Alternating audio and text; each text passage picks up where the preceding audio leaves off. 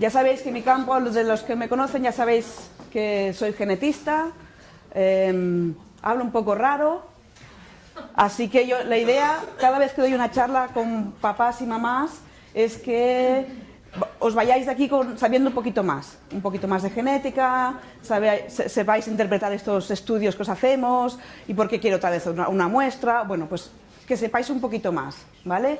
La otra cosa que quería comentar antes de empezar es que Mercè habla así con todo el mundo, Mercè Pineda habla así con todo el mundo, y eso es lo que nos hace crecer, nos hace ser mejores, nos hace exigirnos siempre más a todos los demás.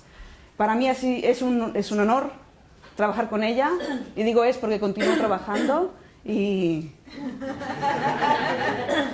es un pequeño resumen y voy con cosas nuevas, ¿vale? Ya sabéis que el síndrome de Rett, en el 1999 se descubrió el gen MECP2 como causante, mutaciones en este gen causaban el síndrome de Rett, ¿vale? Fueron muchos los equipos que trabajamos para conseguir detectar este gen y finalmente se detectó. Ya sabéis, como padres expertos, como médicos y demás, por si acaso no me deja nadie, hay mutaciones que son recurrentes, quiere decir que hay varias pacientes con la misma mutación, ¿vale? Es un gen que se encuentra en el cromosoma X, abajo de todo, que es una región donde hay muchos genes, y como es un gen en el cromosoma X, por eso decimos que está ligado al cromosoma X. ¿Eso qué quiere decir? Que hay muy poquitos niños que puedan tener mutaciones en este gen y que sobrevivan, porque es un inciso solo, ¿vale? Los niños tenéis un solo X y las niñas tenemos dos. Es un gen tan importante para la vida que si lo tenemos mutado y según qué mutación tenemos y no funciona, no sobreviven. Las mujeres tenemos la suerte de tener dos X. Entonces, si uno no funciona, hay el otro que hace la mitad de función, o más, o menos, ¿vale? Es por eso que casi todos los pacientes son niñas, ¿vale? Digo casi todos, hay niños, ¿vale? Sigo. En el 2004 se detectó otro gen que también está relacionado con síndrome de Rett, pero ya en las formas atípicas. Este es el gen CDKL5 y es un gen que está relacionado sobre todo con epilepsia y una epilepsia precoz y de difícil tratamiento, ¿vale? Un inciso también, cuando estábamos intentando descubrir dónde se encontraba el gen responsable del Rett, había dos zonas posibles. Había esta región de aquí, donde se encontró el gen MECP2, y esta región de aquí, donde se encontró el CDKL5. Es decir, que los dos causaban la misma enfermedad, ¿de acuerdo? Y habían grupos que buscaban por una región y habían grupos que buscábamos por otra.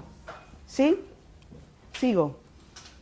2008 se describió el tercer gen que podría causar el síndrome de Rett, el gen FOXG1, que es un gen también para las formas atípicas y que se relaciona sobre todo con la forma congénita del síndrome de Rett. ¿De acuerdo? Seguimos. Esto es un repaso. Estos son los tres genes que se detectaron que causaban el Rett y cómo a nivel genético nosotros buscamos mutaciones. Me viene un clínico, Mercè Pineda, Àngels, Mar, y me dicen, tengo una paciente con Rett. A nivel clínico cumple esto, Rett. Y yo a nivel genético busco qué mutaciones puede tener esta paciente, ¿vale? A medida que han ido saliendo los genes, vamos estudiando más genes, ¿vale? Y entonces hemos llegado al momento en que casi ya, 2019, van a ser 20 años del descubrimiento del gen MCP2, ¿vale? El gen MECP2. Y cómo hemos ido evolucionando en este estudio. Como decía Àngels, hemos ido evolucionando. Al principio era más difícil, ahora resulta más sencillo.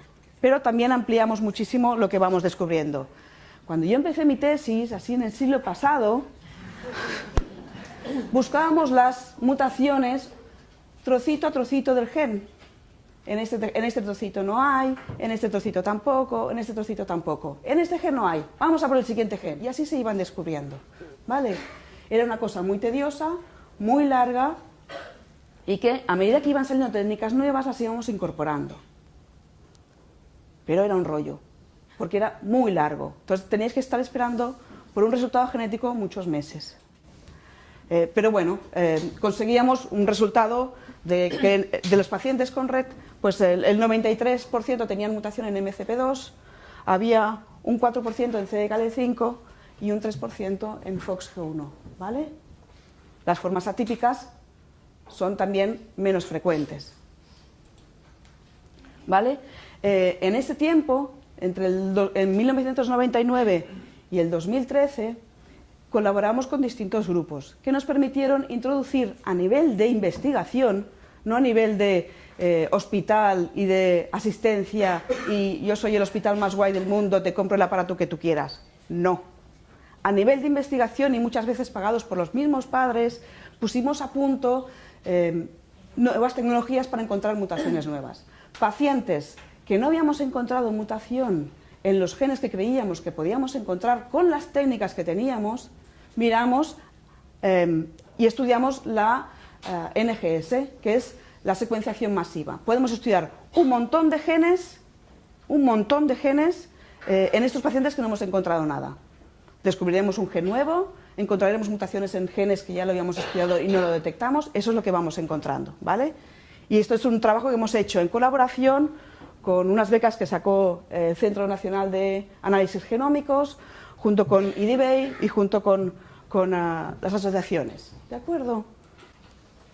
Y encontramos que en estas pacientes que clínicamente y R que R, esto es un RET, encontrábamos otros genes que están relacionados con otros síndromes que estaban mutados, ¿vale? Entonces aquí se empieza a complicar, y empieza a tener juguillo. Entonces encontramos pacientes que toda la vida eran RET clínicamente y que tienen otros genes mutados. Bueno, ¿qué es lo que está pasando?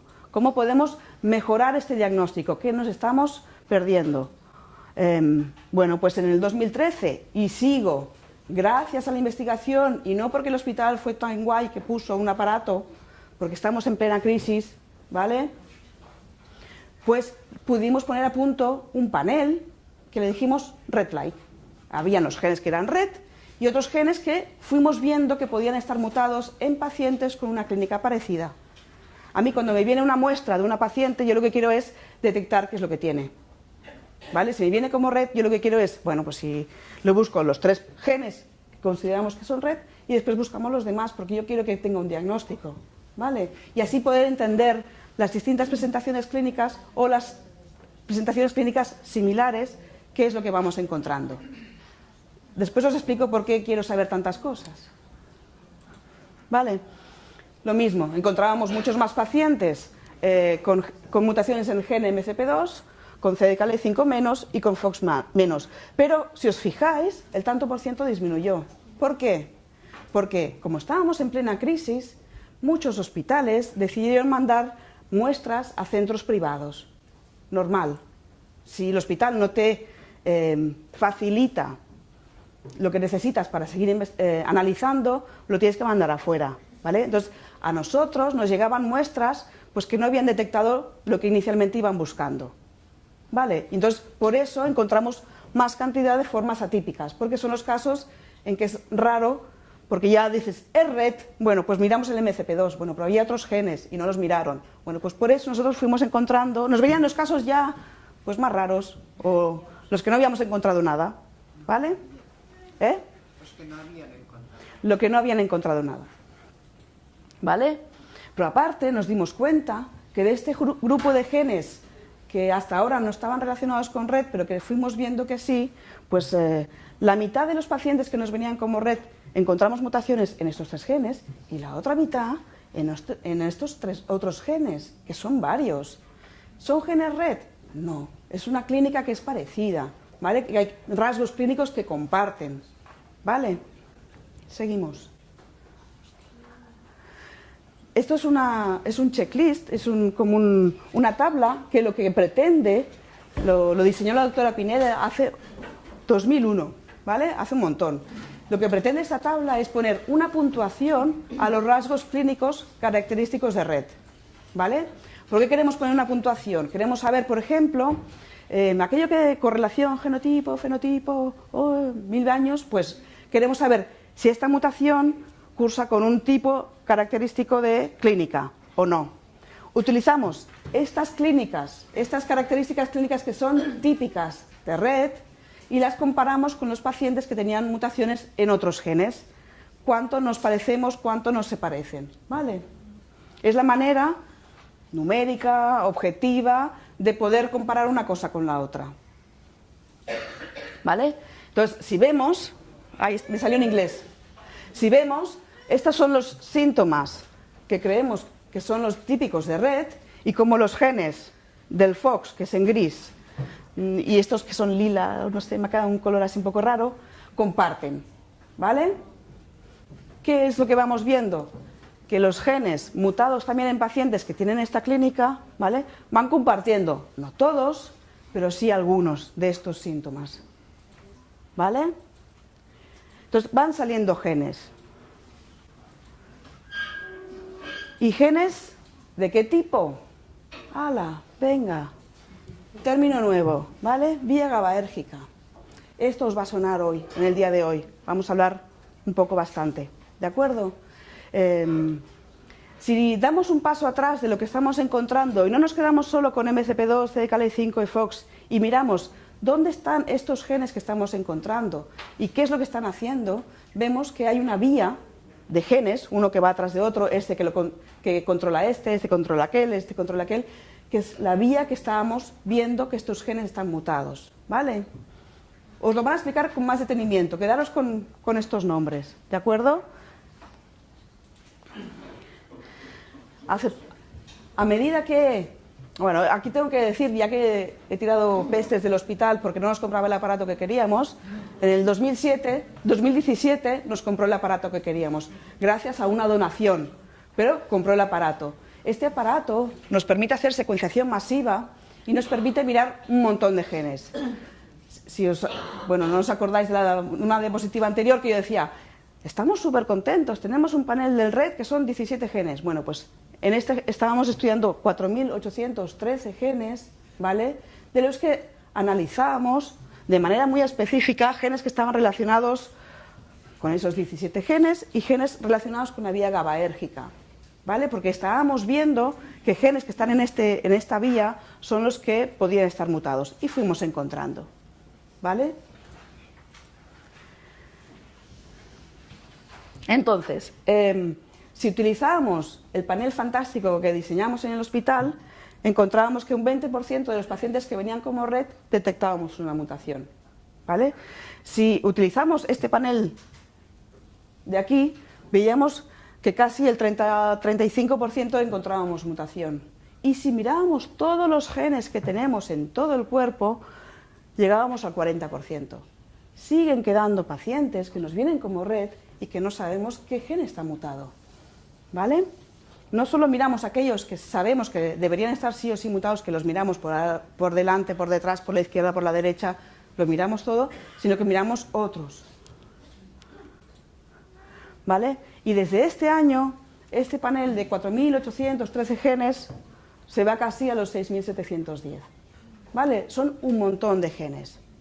Con eso os quiero decir que a medida que hemos ido viendo cómo es esta clínica del Rett, cómo se solapa con otras clínicas parecidas, hemos ido viendo que necesitamos estudiar más cantidad de genes. Y es lo que os hacía referencia antes Ángels, cuando decía, resulta más sencillo poder diagnosticar a nivel clínico o genético pacientes y tenemos que ir evolucionando. Pues esta evolución es lo que nos permite a nivel técnico todas estas máquinas que finalmente tenemos, ¿vale? Que si no el hospital me va a decir, ¿tú qué? Vale, entonces, 3 pinceladas de genes que hemos encontrado con varias pacientes con síndrome de Rett mutados, ¿vale? Este es uno de aquí, que sobre todo está relacionado con la epilepsia, ¿vale? Y que también puede ir acompañado, pues, de retraso psicomotor, retraso mental, hipotonía o microcefalia. Son genes que se van repitiendo, es decir, pacientes con diagnóstico clínico de Rett, resulta que tenemos mutaciones en este gen, ¿vale? O en este otro. Le he ido poniendo por mutaciones encontradas en pacientes. El primero que encontramos con más mutaciones es el anterior, este de aquí es otro, que si os fijáis en esta foto, pues no tiene ni dismorfias faciales, tiene unas estereotipias. Cuando son más mayores sí que la cara es un poquito más distinta, pero al principio no es tan distinto al Rett. Genes sobre todo relacionados con epilepsia son los que más encontramos, porque es el síntoma que es muy devastador para estas pacientes, ¿vale? Lo mismo, son todos genes, y son genes que no están en el cromosoma X, es decir, que tanto hay niñas como hay niños, ¿vale? Y entonces hay genes que tienen, bueno, pues se van solapando. No me voy a poner a explicar cada una de las cosas, pero se van solapando. Los síntomas se solapan unos a otros, ¿vale? Mi idea no es explicarte este gen en concreto, ¿vale? Y entonces, lo que sí que os quería comentar es, muy bien, no creo que se vea desde al final, os lo explico, ¿vale? Aquí pone MCP2, ¿vale? Y MCP2 está relacionado con CDKB5, se inhiben de alguna manera, con FOX, que se inhiben de alguna manera, con MEF2C, con TCF4 aquí, SYNGAP1, GRIN2B, STXBP1, son todos los genes que nosotros hemos ido encontrando que tienen mutación en las pacientes que están diagnosticadas clínicamente con Rett. Encontramos mutaciones y todos estos genes están relacionados. ¿Qué hemos ido viendo entonces? Que MECP2 en concreto, sabíamos que estaba implicado en la maduración neuronal, pero creemos que está más implicado con la función que con la formación de neuronas, ¿vale? Esta vía GABAérgica, si nos ponemos a mirar estudios, ya hay grupos que la están relacionando con Rett, ¿vale? Grupos actuales, sabiendo que MECP2 es el causante del síndrome de Rett, etc. Pero cuando no se sabía cuál era el gen que causaba el síndrome de Rett, ya se estaba diciendo, ¿vale? Es una vía GABAérgica que ya sabíamos que estaba implicada en el Rett. Y entonces aquí otra vez me lo llevo a mi terreno. Muchas de estas pacientes con las que se hicieron esos estudios no tienen mutación en MECP2. Hay algunas que no sabemos todavía qué mutación tiene. Es decir, a nivel clínico son Rett. Todas ellas se utilizaron o se estudiaron para ver que esta vía estaba implicada. Pero no todas tenemos mutación, ¿vale? Con eso quiero decir que es importante que sepamos cuál es exactamente el gen implicado, porque la vía es la que está afectada y hace que la sinapsis no esté trabajando bien, ¿vale? No estoy diciendo que lo de antes siempre era mejor, no, estoy diciendo que estamos llegando al mismo resultado, ¿vale? Pero no es dependiente solo de gen, sino de vías. Después ya me corregís, ¿vale?